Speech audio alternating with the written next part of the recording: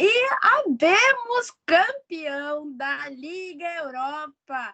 Sejam bem-vindos a mais uma edição do Debate na Veia, hoje totalmente especial, porque tivemos aí a grande final da Europa League, a Liga Europa, e aí foi um grande confronto entre Sevilha, o maior campeão do torneio, e também Inter de Milão. E aí foi um confronto muito emocionante.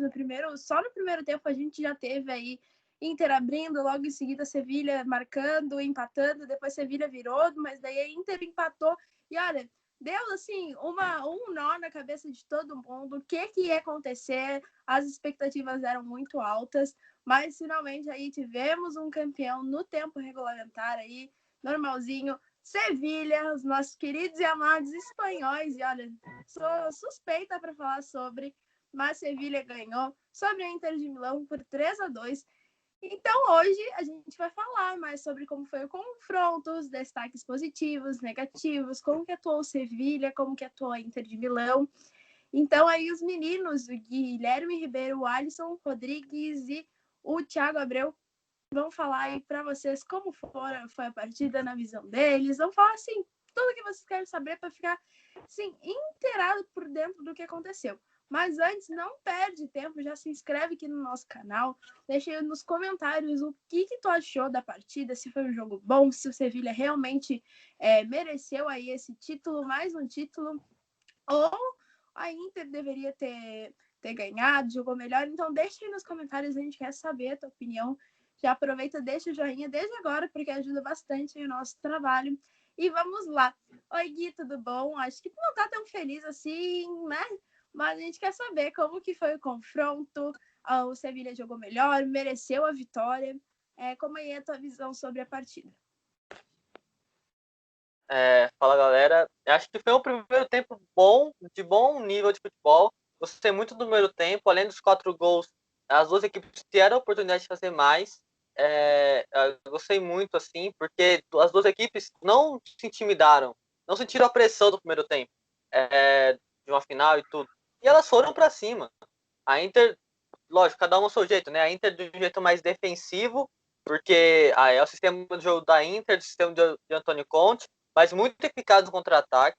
E no segundo tempo, baixou muito o nível, acho também muito por causa da Inter de Milão, que já faz há muito tempo, segundos tempos, bem abaixo da média. O time cansa, entre essas coisas, mas o Sevilla aproveitou e foi melhor no segundo tempo, teve mais chances, atrapalhou muito mais. E foi muito eficiente também. Chegou poucas vezes, uma vez o Ronaldovic fez uma boa defesa, depois já teve o gol, ainda assustou um pouco mais, deu trabalho pro Godin, deu trabalho pro De Vrij, que não fez um bom jogo. De Vrij foi para mim, foi um destaque negativo da Inter de Milão. Destacar aqui também pro lado negativo, o Brozovic fez um horroroso segundo tempo. Quando tocou na bola, fez decisão errada. Também falar do lado da Inter, do Lautaro, não viu a cor da bola praticamente, tomou muita decisão errada, muita decisão errada. Teve dois lances no primeiro tempo que ele podia ter ajudado, mas a equipe ele não ajudou. Tem um contra-ataque que ele sai em velocidade, chega a driblar um jogador, mas quando ele vai para cima do segundo, terceiro, ele acaba assim bananando com a bola e perde.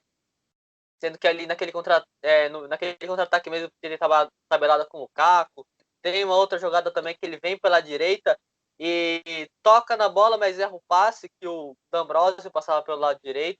Então, no final das contas, eu acho que o empate era mais merecido.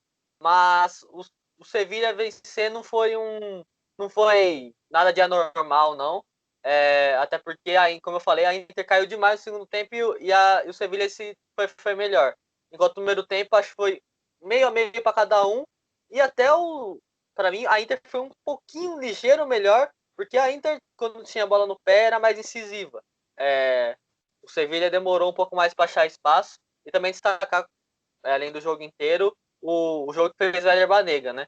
Mas no geral, acho que o Sevilla sai muito bem desse jogo. O Julian Lopetegui escalou bem a equipe, muita gente reclamava do Luke de Jong. O Luke de Jong, para mim, era o nome certo para jogar, porque ele segurou o tempo todo um zagueiro dentro de Milão, e porque ele sempre segura, ele é muito forte no pivô, e deu muito trabalho. Acho que isso foi uma ação certa desde antes do jogo começar, e depois a estrela dele mostrou porque o Julian Lopetegui estava certo.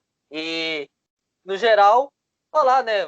O time mais propositivo, outro mais defensivo, todo mundo fez o seu jogo ali.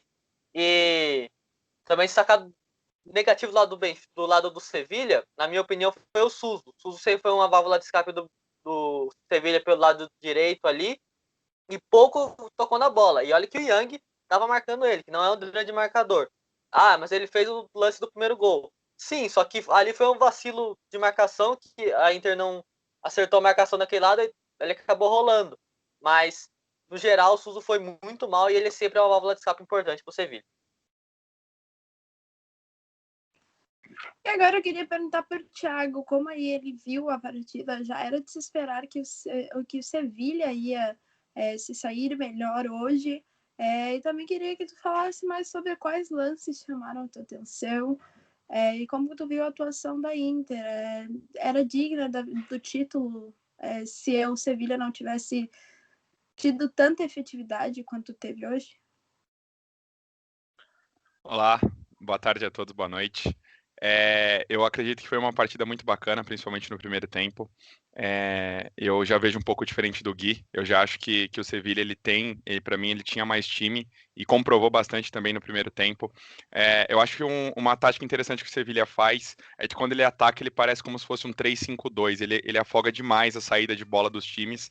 É um esquema muito versátil, que também na hora de se defender, ele traz linhas de 4, então é um time que consegue ficar compactado. Mas logo no começo a Inter conseguiu já achar o espaço com o Lukaku. Para mim foi um lance interessantíssimo. Gosto muito desse jogador. Eu acho que por ele ser pesado, ele ser truncudo, ele consegue ter esses arranques, né? Nós brasileiros já provamos desse veneno, né? Quando ele colocou na frente na Copa de 2018, a gente não conseguiu parar. E eu acho que um lance interessante é justamente esse do pênalti em relação ao Lukaku e também ao Diego Carlos no final da partida, porque poderia ele sim ter sido um vilão dentro do jogo, dentro do contexto, se a partida acaba terminando por 1-0, porque ele poderia ter, talvez, se o juiz entendesse, ser expulso, enfim, alguma coisa. Fez o pênalti, a Inter abriu, né, o placar, e o Sevilla comandou o jogo, enfim, conseguiu achar o empate numa falha de marcação, onde o De Jong subiu sozinho ali, livre para cabecear, e aí o goleiro não conseguiu fazer a defesa. Logo após o jogo ele conseguiu meio que equilibrar, mas o Sevilla também pressionando mais, principalmente a saída de bola, estava muito preocupado com a saída de bola da Inter, né? Porque já virou moda tanto no futebol europeu, já há muito tempo aqui no futebol brasileiro, até com a regra que a FIFA mudou, de sair jogando ali dentro um pouco da área. Eu não gosto muito disso, eu acho um pouco arriscado se você não tem jogadores de qualidade. E aí, num lance de infelicidade também, o De Jong acabou marcando também o segundo gol. E aí depois a Inter acabou achando o gol com o Godin. Bom, no lado do Sevilla, um time muito pesado, uma camisa para a Europa League é pesada, é o maior time, são 6 finais e 6 títulos, não tem como dizer o contrário. É o Real Madrid da Europa League. Recebi até algumas brincadeiras que o pessoal falou que talvez o Sevilla joga um pouquinho mal no Campeonato Espanhol, para ter a certeza que vai disputar a Europa League. Já a Inter de Milão deixou um pouco a decepcionar no segundo tempo, acredito que os dois times, né, caiu muito o nível do jogo, não só em relação aos gols, tá? Porque foi 4 no primeiro tempo, mas até em relação ao volume de jogo, embora que a Inter teve chances, sim, principalmente com o Lukaku, né? Saiu cara a cara com o goleiro e o goleiro conseguiu fazer a defesa, onde eu achei que ele tomou a decisão errada de chutar rasteiro. Acredito muitos atacantes tomam essa decisão errada, se fosse o Messi teria cavado, e aí a história do jogo também poderia ter sido outra. E a Inter decepcionou no segundo tempo. Também era um time que tem muita história na Europa League, chegou à sua quinta final, 3 títulos e agora 2 vice-campeonatos. O time do Antônio Conte não conseguiu fazer uma boa temporada em relação a títulos, mas para o torcedor da Inter a gente pode esperar uma boa janela aí de temporada, se manter também o Skriniar, que interessa a grandes clubes europeus, é um dos melhores zagueiros, para talvez pensar no próximo ano. Lembrando que a Inter é um time de Champions League, né? Tanto para a próxima Champions League quanto dessa, né? Foi eliminado ali na fase de grupos, no grupo que tinha o Barcelona e o Borussia, e aí acabou caindo para a Europa League, estava 100%, mas esbarrou com o Sevilla, que não perdeu após a pandemia, e o Sevilla é o atual campeão. Agora perguntando para o Alisson. Oi, boa tarde.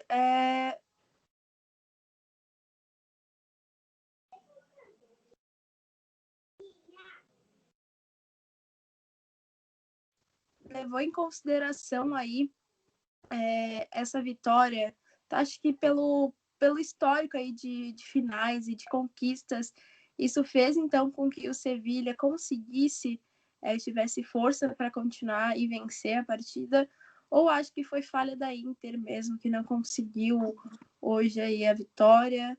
E também como tu viu a partida, né? Quais são os teus destaques positivos e negativos para o confronto? Olá para todo mundo, seja o horário que você vai assistir aí, à noite, de tarde, de madrugada, de manhã, então vale para tudo. O comecinho da sua pergunta deu uma falhada para mim, mas eu creio que você tenha perguntado se a camisa do Sevilha foi a que pesou também em cima dessa decisão. Pesou, queira ou não, o Thiago já trouxe. O Real Madrid abraça a orelhuda assim como o Sevilha abraça a Liga Europa. Eu acho que esse termo é maravilhoso, joga mal porque ele precisa ir para a Liga Europa, porque quando ele vai para a Champions, normalmente os trabalhos dele não são bons. Entre os dois times tem muita coisa parelha, buscam muito coletivo, porém a Inter de Milão tinha nomes individuais melhores. Fez um janeiro forte também, foi atrás de Moses, fez o Eriksen, buscou time sabendo que o título italiano até aquela parada ainda era possível, mas sabia que apostava também durante um campeonato de mata-mata, internacional, queira ou não é a Champions League, mas também azar, segundo ano consecutivo, cai no grupo do Barcelona, então, no mínimo, em segundo você vai estar. Se o companheiro daquele grupo for um Tottenham, como foi um Borussia, é difícil você emendar de fase depois de um tempo que a Inter de Milão ficou meio descabeçada, que aí, brincando um pouco que a Laura falou, inteirado não tem ninguém, só temos sevilhados aqui, né? Porque o Sevilha agrupou toda a Inter, venceu o jogo aonde a Inter de Milão preza muito a força física, e a força física foi exatamente o que bateu o time da Inter de Milão, com De Jong, com 2 gols, e no caso de Diego Carlos, que na verdade ali foi um gol de centroavante, mas pro lado errado, né? Porque na verdade foi um gol contra, porque meio que é parecido com o lance de impedimento. Se a bola desvia em mim e vai pro jogador, ok, a bola não tira o impedimento, tem que parar. Agora, se eu tento disputar o lance e ocasiono por falha técnica a oportunidade para o outro, não é impedimento. E ali foi isso. Ele quis participar do lance, então é gol contra, porque a bola nitidamente ia para fora. E acabou se tornando algo diferente para o Diego Carlos, porque até se mostrou no final, no retorno de vídeo, ele é emocionado na arquibancada. Por quê? Imagina para o cara que tem já aquela bizarrice de um cartão contra o Nantes, do juiz. Agora, dessa vez, ele fez do juiz, não sei, para quem não lembra muito da história, ele tropeça no juiz, o juiz acha que ele derrubou de propósito, levanta, tentou acertar ele e ainda deu amarelo. E aí, nessa final de Liga Europa, ele fez pênalti nas quartas, na semi e na final. E ainda fez a falta que originou o 2-2. Então, tipo, tava uma carga muito grande em cima dele, emocional, e veio o gol a caráter e ainda de coragem, de emendar uma bicicleta naquele lance que você olha, meu, não faça isso. Tenta qualquer coisa, mas não faça. E o cara foi lá, de peito aberto, fez o lance que gerou o gol do título, merecido para o Sevilha, por tudo que foi o jogo. O Gui citou também o Banega, belo jogador, uma despedida ótima para ele também. É um jogador que às vezes é olhado meio com marcha lenta, mas é o estilo dele. Quem vê o Banega jogar há muito tempo sempre foi aquela coisa mais cadenciada. Ele não é aquele cara elétrico que você vai falar lá, isso é o sangue argentino, que tá ali. Não é isso. A ideia do Banega é mais Riquelme, é o cadenciador, o camisa 10 que pensa o jogo, que tem a dar dentro do passe. E para finalizar esse resumão do jogo, a Itália segue no seu duplo tabu, uma década sem ganhar títulos internacionais e uma década da própria Inter, que foi a última italiana a ganhar um título internacional. Então, um duplo tabu que a Itália não quebra, a Inter também não, e a Espanha se consolida como a maior nação campeã da Liga Europa, assim como é na Champions, porque lá a gente entende que mais de um terço do campeonato é só um espanhol que ganhou. E os espanhóis, obviamente, sempre fazem tudo e carregam esses campeonatos europeus. Mas agora, o Alisson trouxe um ponto muito importante, que foi aí a redenção de Diego Carlos, que de vilão virou herói. Mas também tivemos um herói que virou vilão, que foi o Lukaku. Ele perdeu algumas chances no segundo tempo. Ele colaborou para o gol do Diego Carlos. E aí eu queria que tu falasse mais sobre a atuação dele. Realmente podemos dar esse título para essa partida de que ele foi vilão? Ou tu acha que o Lukaku contribuiu muito para equilibrar esse jogo mais ainda e tornar a vida do Sevilha nessa partida mais complicada? Eu não sou de escolher muitos vilões, mas se fosse para escolher um vilão nessa partida, eu escolheria o Moses, porque ele recebe um lançamento ali no. Pô, ele domina no peito e erra o domínio, erra o chute. Ali já era os 80 minutos, ele faz ali 3-3, meu amigo, esquece. E ele acaba errando o domínio, erra o chute, é um lance até bizarro, mas agora falando sobre o Lukaku, meu, que é uma maré de azar, né? Sei lá, acho que na hora que o Diego Carlos ali faz a falta nele, o mundo acaba, né? Porque ele sofre o pênalti do primeiro gol, faz o gol, iguala a marca do Ronaldo de 98 na sua primeira temporada. E muita gente tava feliz porque, tipo, o Ronaldo de 98 também ganhou uma Liga Europa. Não, foi em 99, né? Mas muita gente já tinha contado já tava contando essa história, né? Ah, parou o mundo, vai ganhar a Liga Europa, é Ronaldo, é Lukaku. Mas só que acabou não rolando. No primeiro tempo ele ainda faz outras grandes jogadas. Ele deu muito trabalho para a defesa do Sevilha. Tanto o Diego Carlos quanto o Condé tiveram muito trabalho com ele. Tem um lance aí no finalzinho do primeiro tempo, ou já foi mais pro meio, acho que foi uns 25, 40 minutos ali, ele recebe uma bola, domina, o Condé vai para cima dele e bate nele e praticamente cai, porque ele vira um muro e lança um contra-ataque para Inter, que aí o Yang acaba perdendo a bola mais para frente. Mas para mim ele contribuiu muito pro equilíbrio do jogo. Se ele vencesse, se a Inter vencer, seria muito por causa dele, porque ele foi um monstro na partida inteira. Como eu falei, né? Sofreu a falta do segundo gol, sofre o pênalti, faz o primeiro gol. Aí é um lance que, para atacante, é péssimo estar ali naquela hora, né? Porque às vezes você não tem um cacuete de zagueiro ali, tipo, meu, o cara deu uma bicicleta, eu nem sei onde tá o gol, eu não vou pôr o pé. Só que ele acabou colocando o pé porque ele não sabia se tinha alguém atrás, ninguém avisou também. E ele acaba colocando o pé, acho que na intuito de tirar, e acaba fazendo gol. Tanto que tem o lance, o vídeo, né? O vídeo depois do gol foca só nos jogadores da Inter. E é muito engraçado. O De Vrij e o Godin olham para ele, tipo, não tem ninguém atrás de você. Por que você fez isso? E ele fica, o que eu posso fazer? É muito ali, faltou um cacuete de zagueiro que ele realmente não tem. E aí ele foi muito no impulso, a vontade de tirar para longe e querer se mandar por ataque. E ele acabou, infelizmente, é um vilão, mas não um vilão. Para mim, ele não é o maior vilão. Acho que ele tem inúmeras formas de vilão, tem inúmeros vilões a mais que ele, o que é simples esse gol contra. Mas é aquele acaso do futebol maravilhoso, né? A história do Diego Carlos versus a história do vilão, né? A história do vilão, né?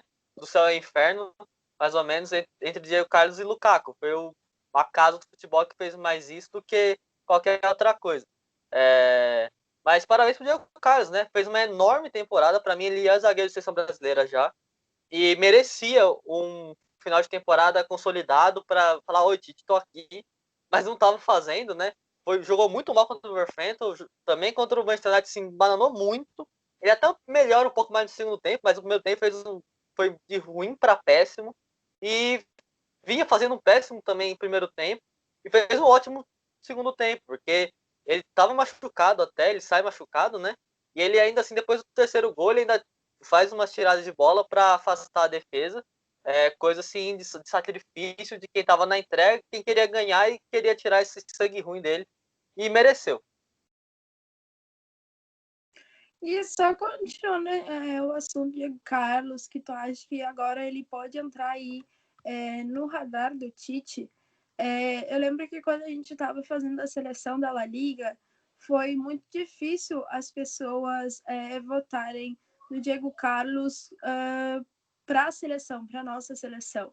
Óbvio que a gente tinha outros nomes muito grandes, como o Sérgio Ramos, até do Real Madrid, mas preferiram até Varane, que, como a gente sabe, entregou ali praticamente a vaga da Champions League.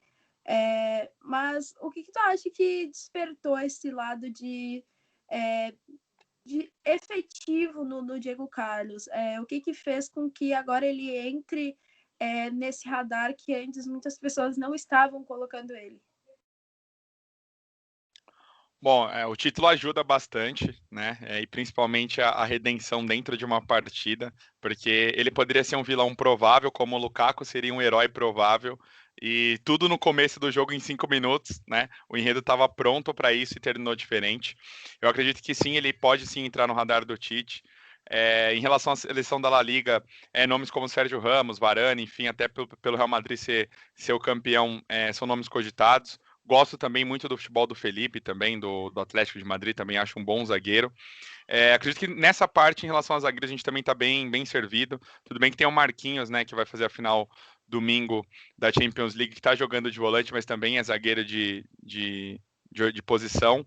Né, o Thiago Silva já está em declínio de carreira, o Davi Luiz também, esses nomes, acredito que a gente aposte não pensando só pelo 7-1 nem nada, mas a gente pode dar novas oportunidades para essa nova safra. É importante esses jogadores que estão jogando na Europa, já estão entendendo os novos esquemas, enfim, e até porque a maioria dos jogadores são brasileiros, estão jogando na Europa, então fica muito mais fácil o entrosamento entre eles, entre os esquemas. Eu acredito que o Diego Carlos aconteceu algo que acontece direto no futebol, algo que é aquele vilão que do nada se torna herói, ou aquele herói que se torna vilão. No caso do Lukaku, eu acho que o Lukaku não se tornou vilão. Eu concordo com o Gui, tem outros fatores dentro do jogo. Ele teve uma infelicidade, ele foi instintamente tirar a bola, né? Pelo calor do momento. Talvez se é um jogo de Série A Team, ele deixa a bola passar, ele percebe que não tem alguém ali, mas ali no calor do momento é complicado. Você tá na pequena área, vem alguma bola e você não fazer nada. É um pouco complicado. Ele não é zagueiro de ofício, mas acredito que sim, o Tite pode olhar assim com carinho para o Diego Carlos e pensar, talvez, não sei, uma dupla, Diego Carlos, Felipe, começar a testar com essa nova safra e começar a esquecer um pouco daqueles jogadores que já serviram muito bem a nossa seleção, só que a gente tem que pensar na frente, tem que pensar na Copa do Catar e também fazer todo um remanejamento de elenco. E agora, falando sobre o técnico Lopetegui, ele levantou hoje o primeiro troféu dele na carreira como técnico profissional. E pelos números, o Sevilha, de 50 e pouquinhos jogos, venceu um pouco mais que 30. Então, foi mais que a metade. Alisson, como que tu vê a chegada do técnico ao Sevilha? E o que tu acha que ele conseguiu fazer até esse título chegar, até seu primeiro título? Como que tu analisa aí o trabalho do treinador do Sevilha? Não, sobre o Lopetegui, né? É uma redenção para ele. A gente está falando de redenções dentro de campo, foi uma redenção também de carreira, porque o Lopetegui ganhou tudo nas seleções de base da Espanha, chegou com méritos na seleção, mas quem não lembra, à vésperas da Copa do Mundo de 2018, o Lopetegui cai. O Lopetegui cai porque já tinha fechado o contrato com o Real Madrid para depois da Copa do Mundo, só que não tinha sido revelado para a Federação Espanhola, e a Federação Espanhola o demite antes da Copa do Mundo e dá o cargo de presente para o Fernando Hierro. E aí nós vemos o que é o Fernando Hierro na Copa do Mundo, o que foi a Espanha durante toda a Copa, e caiu com muito méritos dos russos nas oitavas de final, porque a Espanha vinha jogando com um treinador que não tinha experiência, não era um bom treinador, o Hierro não foi um bom treinador. Ele passou por times na Inglaterra, na segunda divisão, passou por time de base, e aí ele migrou para a parte mais de gerência, porque treinador ele entendeu que não era muito o que ele queria, nem o estilo que ele imaginava que seria o dele de jogo. Ele não seria um Aitor Caranca, por exemplo, que é outro que tem ligações com o Real Madrid ali, com base, que também se tornou treinador profissional. E o Lopetegui chega no Sevilha para exatamente retornar essa força do Sevilha de ser um time ali que não briga pelo título espanhol, mas é um incômodo constante para os times da Espanha. E aí o Lopetegui vem, imprime o estilo dele, ele implementa o estilo dele e encaixa muito bem. ele faz o Navas virar um baita de um lateral direito, ele faz o Diego Carlos crescer, igual a gente está falando de radar de seleção. É incrível como o Sevilha e brasileiros se dão bem. Renato, Luiz Fabiano, Dani Alves, tem uma extensa carreira de jogadores brasileiros que abraçam a cidade e a cidade abraça os brasileiros. Teve o Mariano também que passou lá, não saiu por ter ido bem e foi para o Galatasaray, agora voltando para o Campeonato Brasileiro. Então, para o Lopetegui, sai um peso muito grande das costas e ele de novo volta à tona como um bom treinador, que eu achava ele bom treinador. Eu acho que a forma como o Real Madrid conduziu a negociação para levá-lo para lá, que foi mal feita, sabendo que o treinador da seleção do país dele vai disputar uma Copa do Mundo, ou você vem às claras e fala que está negociando para depois fechar negócio depois da Copa, ou você revela que fechou antes. Ficar aquele segredo que aí vaza para todos de uma forma que foi ruim para todo mundo, principalmente para o Lopetegui, acabou manchando um pouco o próprio caráter do técnico de não ter revelado para a federação que ele estava negociando com o Real Madrid, tinha fechado e que estava de contrato vigente com a federação. Então ele entrou em dois serviços ao mesmo tempo, o outro sabia, mas só que o que foi enganado não sabia de nada e aí tomou uma ação intempestiva que eu achei o maior erro ainda, porque aí você, pré-Copa do Mundo, você jamais demite um treinador, a não ser que ele seja um criminoso, que não é o caso do Lopetegui. Então, você jogou um trabalho no lixo por conta dessas desavenças entre federação e coordenação de time. E só para finalizar, da seleção da Liga, eu colocaria o Diego Carlos. Não acho que seria muito mais vilão, porque a mídia gosta de. Não sei porquê, o esporte é coletivo, mas gostam de criar vilões nos esportes coletivos, sendo que para ser vilão você precisa jogar tênis, você precisa natação, porque você depende de um só. No futebol são 11. Errar é do acaso. Por isso que tem 11 pessoas lá. E se você mirar só em um, independentemente do resultado, ele não vai falar que ele foi bem. Ele foi péssimo. Ele foi mal, que nem a Laura falou do Varane. Varane, baita de um zagueiro, mas ele teve um jogo horroroso contra o City. Mas não é vilão. E ele não é mau zagueiro. É um dos melhores que eu já vi. Mas naquele dia ele foi horrível. E agora uma última pergunta para o Gui. O Barcelona, todo mundo sabe, foi 8-2 a goleada histórica que tomou para o Bayern de Munique. E aí, então, o time agora está querendo começar uma reestruturação. E a gente sabe que De Jong é um dos 4 intocáveis, junto com Messi, Ter Stegen e Lenglet, do Barça. Eu queria que ele falasse mais sobre como foi a partida que De Jong fez hoje. Ele foi crucial para esse título, para essa vitória. E se tu acha que ele realmente tem espaço nessa reestruturação que o Barcelona quer fazer. O De Jong, ele é um bom centroavante, na minha opinião. Ele, assim, é que ele é muito limitado principalmente com a bola nos pés, né? Você vai dar uma jogada para ele talvez armar, para ele dar um passe longo, é mais difícil, né?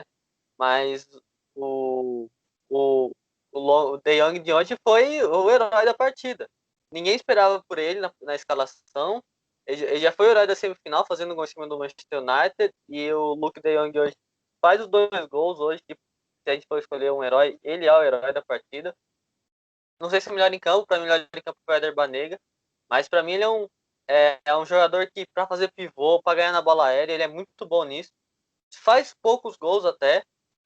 Tem 10 gols em 45 jogos com a camisa do Sevilha. É uma média baixa para um centroavante. É uma média de 4, um gol a cada 4 gols e meio. Então, é uma média baixa para um centroavante. Mas é importante você ter no elenco um cara desse. Porque quando você precisa enfrentar uma zaga mais alta, mais forte, você tem que ter um cara desse para bater de frente.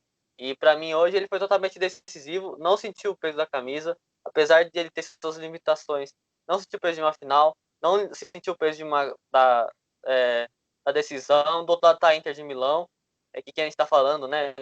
Só em finais hoje eram 9, né? Eram 5 do lado do Sevilha e 4 do lado da Inter, antes da final. Então, o Luuk de Jong não se deixou levar por isso. E foi muito bem. Para mim, muito por causa... Sobre aproveitar o espaço que o Godin deu, sobre aproveitar o vacilo de defesa ali entre o D'Ambrosio e o Gagliardini para fazer o segundo gol. Então, ele é aquele jogador que ele aproveita o espaço quando a bola tá na área e, ele precisa de 3 bolas ali, naquele jeitinho que ele vai fazer, porque é o jogador de um toque só. Um jogador de um toque de cabeça, um jogador de um toque com o pé. E até na bola, até no terceiro gol, ele é importante, porque ele tá na briga no alto, que o De Vrij tira, né? É o De Vrij, o Godin e o Luuk de Jong que tá na bola, o De Vrij tira para cima e cai no pé do Diego Carlos. Então, o Luuk de Jong é a surpresa, muita gente estava criticando antes, porque queria o Ensneri, mas eu acho que até a gente estava falando do Julian Lopetegui, né? Uma escolha eficaz dele de colocar o Luuk de Jong ali, não só por causa do gol, mas por causa que ele estudou muito bem a equipe da Inter e viu que precisava de um cara assim, e ele foi decisivo. Talvez se a gente fosse escolher um herói, eu também não sou nem da escola do herói, nem da escola do vilão. Acho que a gente tem que... É um esporte coletivo e a gente tem que ajudar todo mundo. Acho que eu daria ali 25% pro Banega, os outros 25% pro Lopetegui, que escalou muito bem a equipe joga bem faz muito tempo. Naqueles acasos do futebol, né? E se o Lopetegui fica com a Espanha, será que ela é campeã em 2018? Eu não sei. E talvez colocar 30% pro De Jong, pela importância que ele teve, e aí os outros 20% dá pro resto da equipe. Porque ele mereceu, e que história, né? Aquela história a ser contada para sempre. O cara que entra na semifinal, faz o gol que classifica, e entra na final, muita gente não esperava, muita gente esperava, eu falei, o Esneri, e ele acaba entrando e fazendo o gol no primeiro tempo. Não entrou no segundo tempo e nasceu, não. Foi no primeiro tempo mesmo, entrou motivado, e fez 2 gols e ainda deu um pouco mais de trabalho para a defesa da Inter.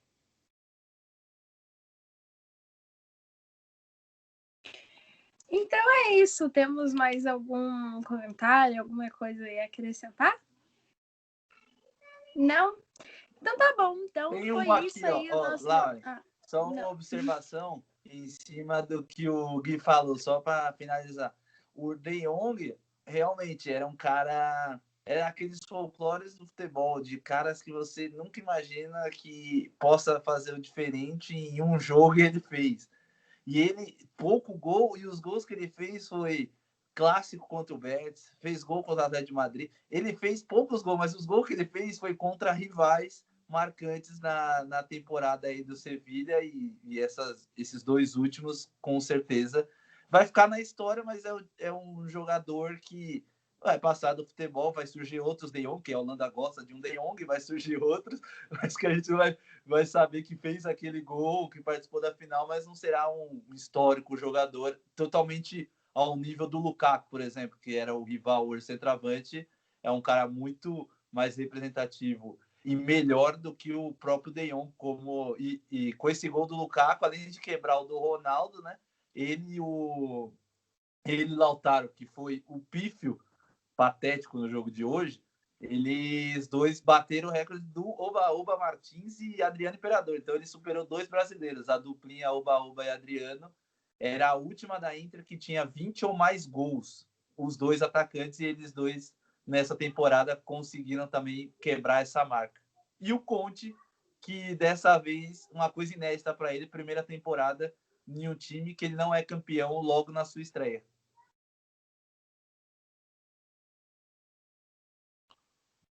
Show. O último comentário falando do Lautaro, né, que pode ter sido a última partida dele, talvez, pela Inter. A gente não sabe como que vai ser a negociação, sabe o interesse que tem do Barcelona. Essa novela já está muito tempo. O Lautaro, camisa 10, esperava mais, né?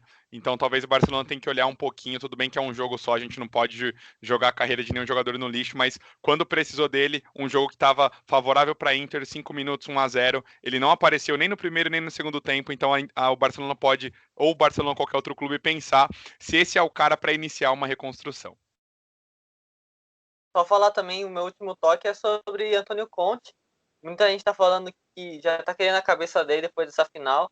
Não acho que ele tem que ficar na Inter, tem que manter o projeto, talvez tirar da cabeça dele ali uns 2, 3 nomes que ele gosta demais e umas teimosias dele, mas é o jeito dele. Então, só dar uma acalmada, talvez ali Gagliardini, Borja Valero, dar uma saída. Já chegou o Hakimi, então é uma baita de uma peça do lado direito que precisava de um ala direito melhor. E então, não é de cortar a cabeça do Antônio Conte jogo desse, mas também nem falar, muita gente pode falar, será que o Lopetegui serve para, sei lá, time que está precisando agora, não sei se o Barcelona não precisa mais, mas o time maior está precisando, acho que vão dar um tempo também. O Lopetegui mais um ano no Sevilha, quem sabe ele se consolida mais ainda, até porque o Sevilha tem Champions League na próxima temporada e vamos ver se fica em terceiro e volta para a Europa League ou se passa para as oitavas, até que enfim. E agora sim, então era isso. Vamos ver como é que vai sair Sevilha, vamos ver como é que vai sair Inter de Milão. Aí logo, logo já teremos a volta dos nossos campeonatos, italiano, espanhol e muito mais. E obviamente você acompanha tudo no Futebol na Veia. Então lembrando, não se esqueça de se inscrever no nosso canal. O Debate na Veia volta no domingo, já falando, além das saudades do Brasileirão, vamos cobrir, né, a final da Champions. Quem será o grande campeão? Bayern de Munique ou o PSG da adulto NEM? Ney, vamos ver então aí quem que vai ser o grande campeão. A gente traz todos os destaques, quem jogou bem, jogou mal. Então, acompanha que a gente já ativa o sininho, vamos aí, ó. Se PSG ganhar, os meninos vão estar de Juju, a gente vai estar com a JBL e também de Moicaninha, assim, ó, como o Gui já tava arrumando o cabelinho, então, ó, se prepara. Ou vamos ver se o Leva vai levar melhor. Então, se inscreve no nosso canal para ver essa cena maravilhosa que vai ser. Duvidei todo mundo de Juju. Essa é a nossa promessa aí. Se Neymar ganhar aí, então vamos todos virmos de Juju. E não se esqueça também de ir lá no nosso site www.futebolnaveia.com.br. Lá além da Champions League, onde você confere o prognóstico e o pós-jogo, assim, em tempo real. Você confere toda a cobertura completa do Brasileirão, tanto da Série A, da B e da C. Também temos Série D, então acompanha lá. E, obviamente, vamos cobrir aí, já estamos cobrindo o campeonato francês. Lá você já confere os prognósticos e o pós-jogo de tudo que está acontecendo no francês. Voltamos com o alemão, com o espanhol, italiano e muito mais. Então, confere, né? www.futebolnaveia.com.br. Estamos nas redes sociais em @futebolnaveia.br no Instagram. Lá você confere Mercadão da Bola, nossas colunas, divulgação de todo o nosso trabalho está lá no nosso Instagram. E também temos umas lives muito exclusivas. Então vão lá conferir em @futebolnaveia.br. E para encerrar, @FNVBR no Twitter. Vamos estar lá conversando com vocês numa resenha assim, sensacional sobre a final da Champions. Então vão lá conversar com a gente, interajam. Vamos aí fazer o nosso canal cada vez mais crescer. E obviamente se encontra aí no sábado com um debate na veia sobre o Brasileirão, e no domingo aí a grande expectativa para ver quem vai ganhar a orelhuda aí. Então a gente se encontra no domingo, no sábado, não sei quando, mas a gente se encontra. Se inscreve, deixa comentário, curte aí, faz tudo. E a gente se encontra então logo, logo. Tchau, tchau.